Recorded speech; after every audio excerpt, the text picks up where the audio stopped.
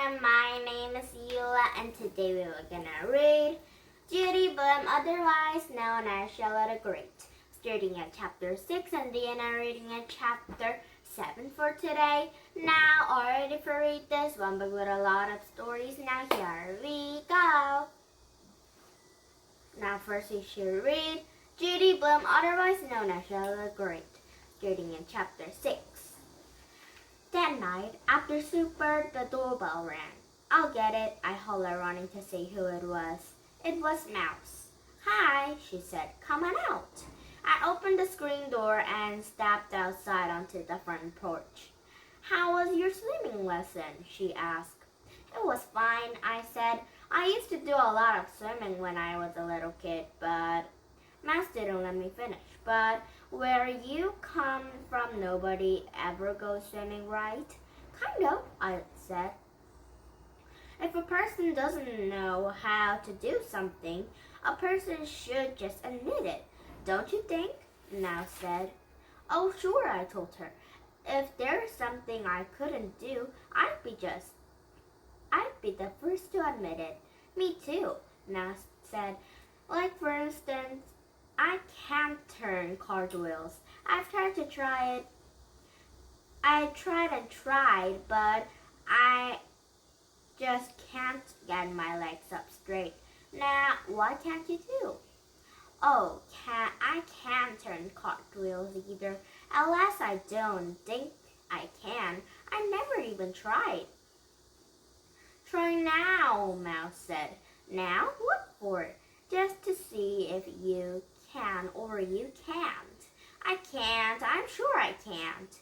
"Okay, there's another thing I can't do," Mouse said.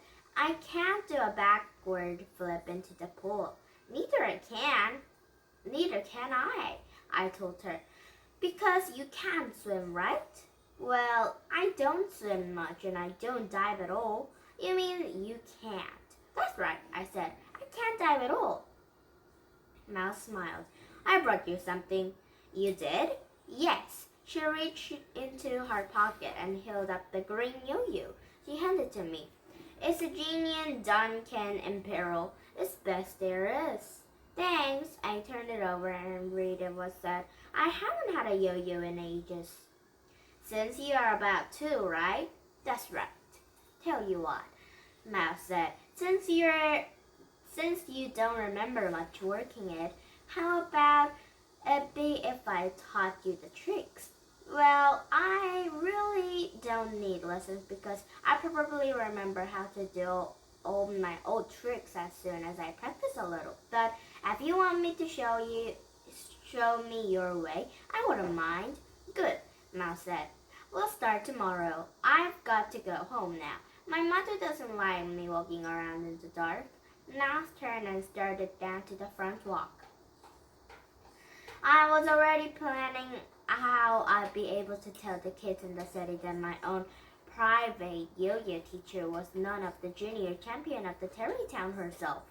The next day I asked Marty if he could teach me a dive like Misty Elis, but without getting my face whacked. He said, "Impossible." And the more I thought about it, the more I knew he was right. So I said we have to forget about diving. Marty asked me how I planned to get into the pool when I learned swim, and I told him down the ladder, same as getting out. I spent 3 more days just practicing how to kick.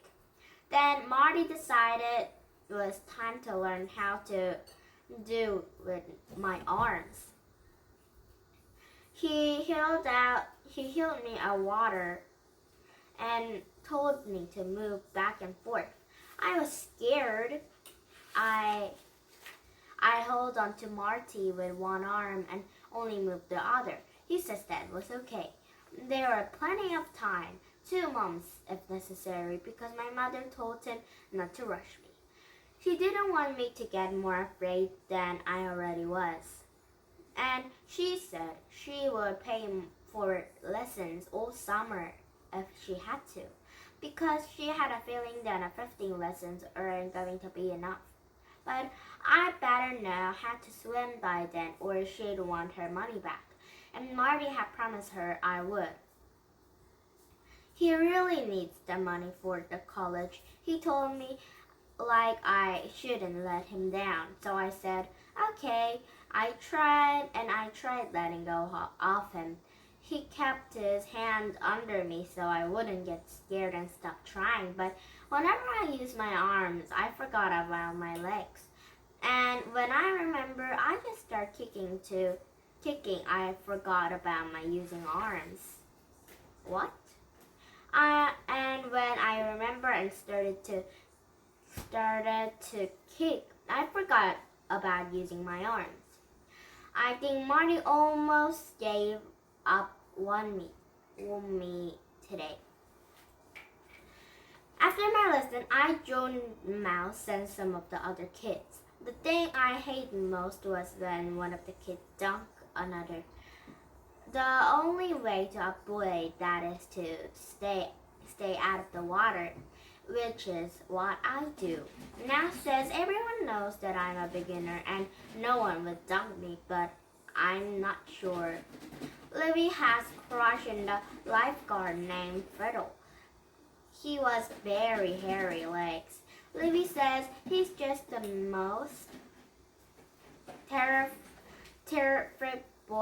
traffic boy she had ever met. But Libby says that about every boy she meets. She hung around his lifeguard chair all afternoon when he was off the duty. She runs to get him a soda. Mother says he's much too old for her and she could find some friends her own age. Then Libby cries, but Mother, he's only 17 and I'm practically 14 and that's just perfect. My mother doesn't think so, and she says if Libby keeps pestering him, he couldn't lose his job. The Sunday after, Mom says that Fredo brought a friend to the pool. She sat into the lifeguard chair all afternoon. She was much older than Libby. And I would say she's less 16. And she doesn't look like a skeleton in her Blinky either. Now Blinky stays away from Freddie. She says she never really liked him anyway. And who wants a boyfriend with all that hair on his legs? Ha ha, I said. Libby gave me a kick. Now it's chapter 7, but we should end reading the story, and we should get a new book for tomorrow because we have read this a really long time. So, did you have fun? Yes, in this country will come back with some new book for tomorrow. So, maybe I'm gonna read another Judy Blume story or more fun stories for tomorrow. It doesn't mean Judy Blume is not fun, but I will get, maybe I should get Judy Blume or another story. So let's see the really fun stories for tomorrow, and please thumbs up my YouTube and bye bye everyone.